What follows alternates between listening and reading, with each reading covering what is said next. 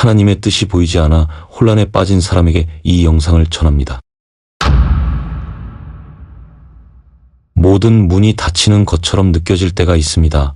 기도를 해도 응답이 없고 상황은 계속 제자리이며 마음엔 답답함과 혼란만 쌓여갑니다. 그럴 때 가장 먼저 드는 질문은 이것입니다. 하나님, 지금 제 삶에 어떤 뜻이 있으신가요? 그런데 이 질문 속에는 아주 미묘한 착각이 숨어 있습니다. 마치 하나님의 뜻은 언제나 내 눈에 보여야 한다는 기대 말입니다. 하지만 하나님의 뜻은 인간의 예측을 초월합니다. 이는 내 생각이 너희의 생각과 다르며 내 길은 너희의 길과 다름이니라는 말씀처럼 하나님의 인도하심은 보이지 않을 때 더욱 깊이 역사합니다. 뜻이 보이지 않는 지금이야말로 오히려 그분의 손이 더 가까이 움직이는 시간일 수 있습니다. 하나님은 뜻을 늘 설명하시지 않습니다. 대신 당신을 직접 이끄십니다.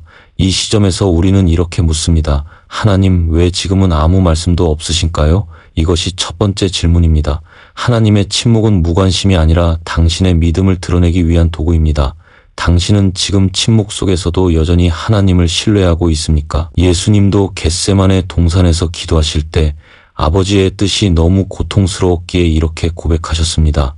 내 뜻대로 마옵시고 아버지의 뜻대로 하옵소서. 뜻을 몰라서가 아니라 그 뜻이 감당하기 벅찼기 때문입니다. 하나님은 지금 당신에게도 같은 질문을 하고 계십니다. 내가 말하지 않아도 나를 따르겠느냐?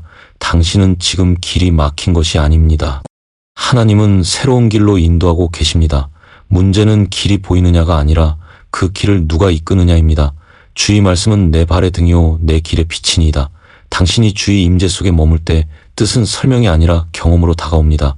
보이지 않아도 따라가는 믿음, 이것이 바로 첫 번째 응답입니다. 이것이 하나님의 뜻이 보이지 않을 때 드는 첫 번째 질문이며 그분이 주시는 첫 번째 음성입니다.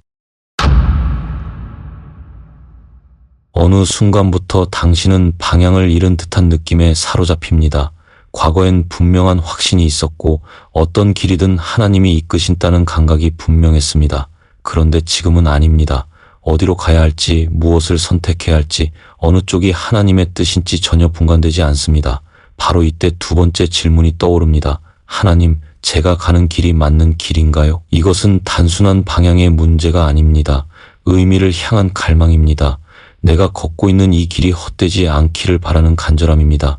하지만 하나님은 우리가 언제나 정확한 지도를 들고 가게 하시지 않습니다. 때로는 모세가 광야에서 그랬던 것처럼 불기둥과 구름기둥만 바라보며 하루하루를 걷게 하십니다. 내가 알지 못하는 크고 은밀한 일을 내게 보이리라는 약속은 지금 이 순간 당신이 모든 것을 알지 못한 채 걷고 있기 때문에 유효합니다. 하나님은 당신이 결정을 잘해서가 아니라 그분을 신뢰하는 자세를 통해 뜻을 이루십니다. 즉, 지금 당신의 선택이 정답이든 오답이든 그 길 위에서 하나님은 반드시 당신을 다시 조율하십니다. 다윗도 이렇게 고백합니다. 여호와는 나의 목자시니 내게 부족함이 없으리로다. 그가 의 길로 인도하시는도다. 목자는 양이 헤맬 것을 아시고 일부러 멈추게 하시기도 하며 전혀 예상치 못한 방향으로 틀게 하시기도 합니다. 그러므로 방향이 보이지 않는다고 해서 인도하심이 없는 것은 아닙니다. 중요한 것은 지금 이 길 위에서 누구의 음성을 따르느냐는 것입니다. 만약 그 길에서 당신이 하나님의 이름을 부르고 있다면 이미 그 길은 복된 길입니다. 당신은 아직도 그분 안에 있습니다. 그러니 묻지 말아야 할 질문은 왜 길이 안 보일까가 아니라 이 순간에도 하나님은 나를 보시고 계신가입니다. 그리고 그 질문에 대한 대답은 변하지 않습니다. 내가 너와 함께 하리라. 이것이 하나님의 뜻이 보이지 않을 때 드는 두 번째 질문이며 그분이 주시는 두 번째 음성입니다. 오래 기다리다 보면 점점 마음이 무너집니다. 처음에는 기도로 시작했던 기대가 어느새 불안과 낙심으로 바뀌고 시간이 흐를수록 하나님의 뜻이라는 단어조차 믿기 어렵게 느껴집니다. 이때 떠오르는 세 번째 질문은 이것입니다. 하나님, 왜 이렇게 오래 기다리게 하시나요? 기다림은 단순히 시간이 지나는 것이 아니라 의미 없이 내던져진 느낌을 견디는 것입니다. 아무 일도 일어나지 않는 것처럼 보일 때 사람은 하나님이 나를 잊으신 것이 아닐까 하는 깊은 고독에 빠집니다. 그러나 성경은 반복해서 말합니다. 오직 여호와를 앙망하는 자는 새 힘을 얻으리니 하나님은 당신의 시간을 낭비하지 않으십니다. 오히려 기다림이라는 시간 안에 당신을 다시 빚고 계십니다. 노아가 방주 안에서 40일을 기다릴 때 그는 단순히 비가 멈추기를 기다린 것이 아니라 새로운 시작을 준비하고 있었습니다. 아브라함이 100세가 될 때까지 약속의 자녀를 기다렸고 요셉은 감옥에서 수년을 지낸 후 하나님의 계획 속으로 들어갔습니다. 하나님은 약속을 주시고 곧바로 이루시는 분이 아니라 약속 사이에 침묵의 시간을 두고 우리를 성장시키십니다. 당신이 지금 느끼는 이 긴 기다림은 하나님의 뜻이 멀어진 증거가 아니라 오히려 뜻이 더 깊어지고 있다는 징조입니다. 하나님은 당신을 단지 축복받는 사람이 아니라 뜻을 감당할 수 있는 사람으로 준비시키십니다. 지금 당신의 영혼은 보이지 않게 자라고 있으며 하나님은 침묵 속에서도 당신의 마음을 훈련하고 계십니다. 그러므로 기다림이 지연이 아니라 준비임을 기억하십시오. 여호와를 기다리는 자에게는 복이 있도다. 이 기다림이 끝나면 당신은 더 이상 예전의 당신이 아닐 것입니다.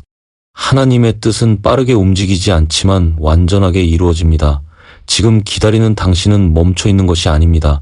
당신은 말씀 안에서 자라고 있습니다.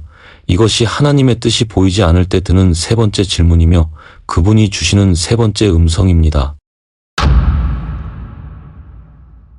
당신은 결정을 내렸고 최선을 다했으며 하나님께 기도도 했습니다.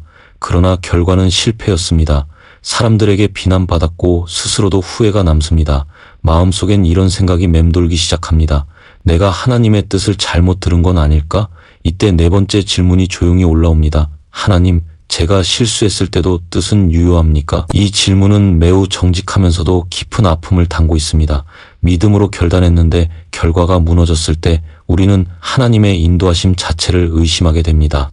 그러나 성경은 실패를 통해 오히려 하나님의 뜻이 더 분명히 드러나는 과정을 보여줍니다. 요나는 하나님의 명령을 피해 도망쳤고 결국 큰 물고기 뱃속에서 깨어났습니다. 베드로는 주님을 부인했지만 그 부인의 자리에 주님의 사명도 함께 기다리고 있었습니다. 하나님은 실패를 통해 당신을 책망하시기보다 다시 부르시는 분이십니다. 의인은 7번 넘어질지라도 다시 일어나려니와 당신이 하나님의 뜻을 온전히 이해하지 못한 채 잘못된 선택을 했더라도 하나님은 그 상황 속에서도 뜻을 완성해 가십니다. 실패는 하나님의 계획을 중단시키지 않습니다. 오히려 인간의 연약함을 드러냄으로써 그분의 은혜를 더 크게 보이게 만듭니다. 당신이 실패한 자리가 오히려 하나님의 뜻이 실현될 수 있는 무대가 됩니다. 그러므로 지금 당신에게 필요한 것은 자책이 아니라 재신뢰입니다. 하나님은 실수를 정죄하지 않으시고 다시 시작하게 하십니다. 내 시작은 미약하였으나 내 나중은 심히 창대하리라.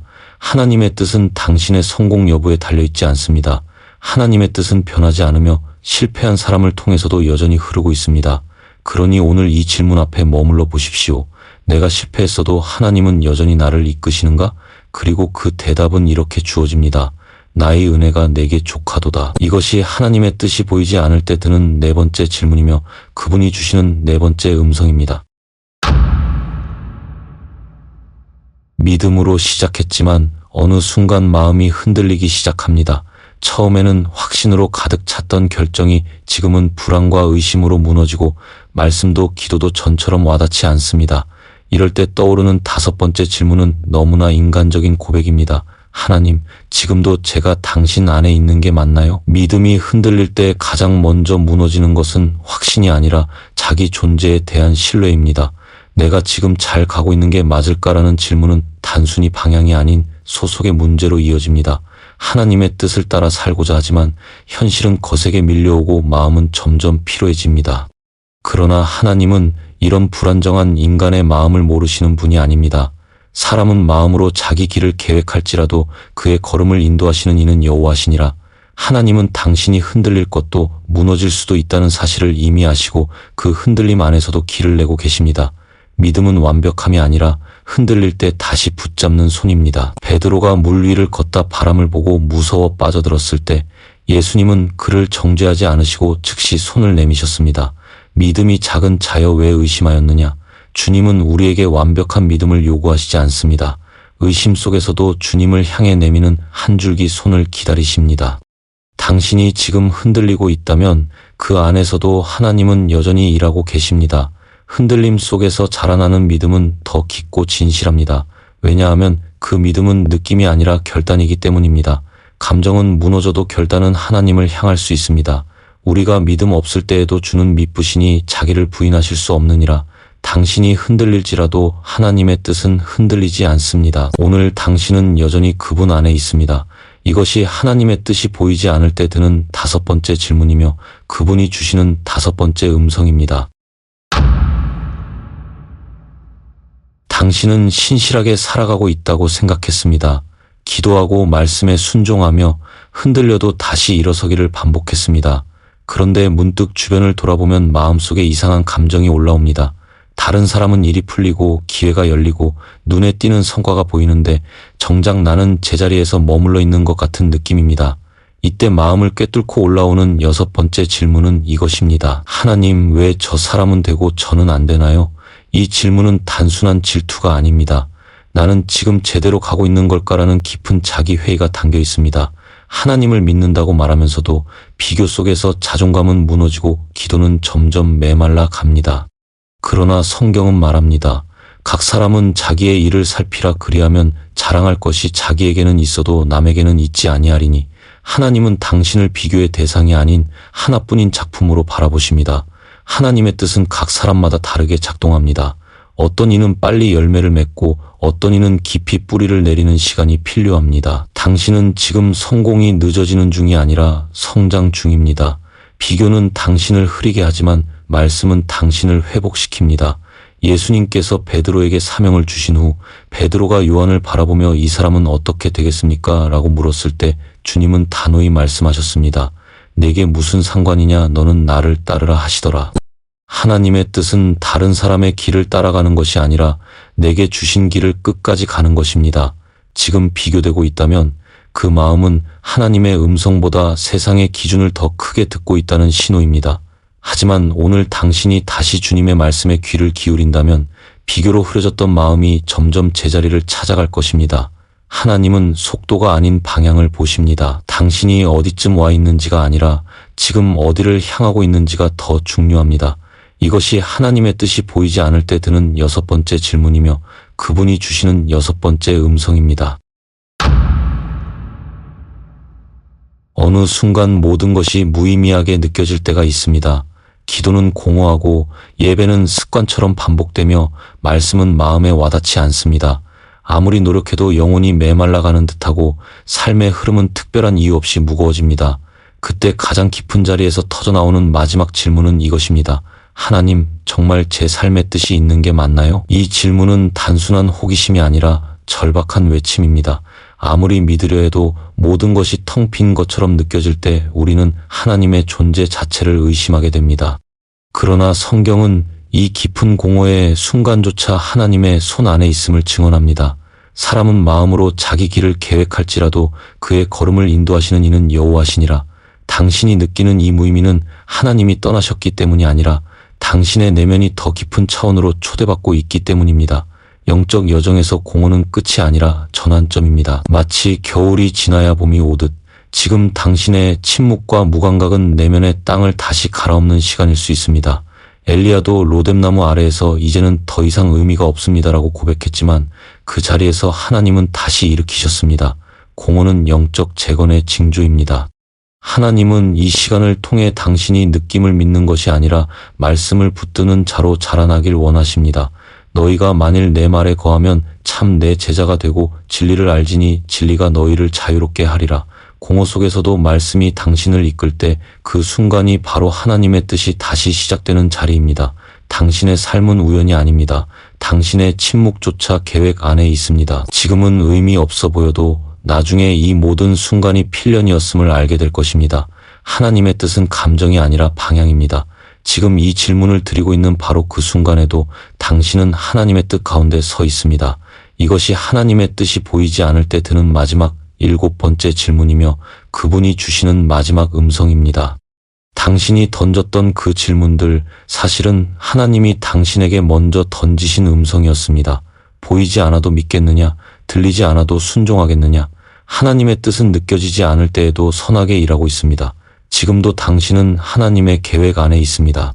주님, 당신의 뜻이 보이지 않을 때에도 우리가 주님의 음성을 기억하게 하소서. 느껴지지 않아도 멈추지 않게 하소서.